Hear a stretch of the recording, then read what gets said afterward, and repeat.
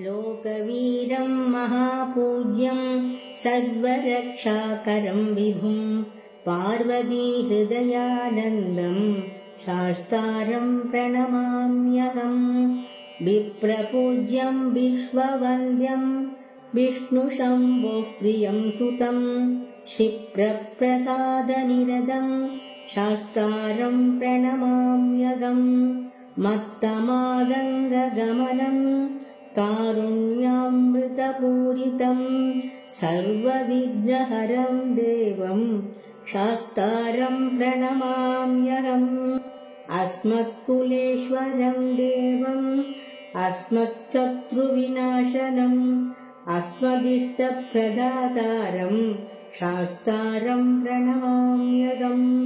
पाण्ड्येशवंशतिलकं केरळे केलिविग्रहम् आर्तत्राणपरं देवं शास्तारं प्रणमाम्यहम्।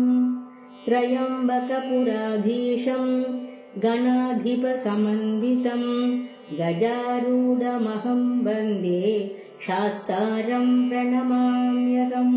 शिववीर्यसमुद्भूतं श्रीनिवासधनुद्भवं शिखिवाहानुजं वन्दे शास्तारं प्रणमाम्यहम्।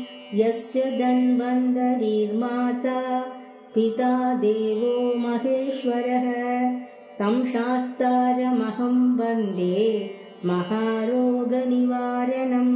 भूतनाथ दयानन्द सर्वभूतदयापर रक्ष रक्ष महाबाहो शास्त्रे तुभ्यं नमो नमः। आश्यामकोमलविशालधनुं विचित्रं वासोऽवसानमरुणोत्पलदामहस्तम् उत्तुङ्गरत्नमकुटं कुटिलाग्रकेशं शास्तारमिष्टवरदं शरणं प्रपद्ये। स्वामिये शरणमय्यप्पा।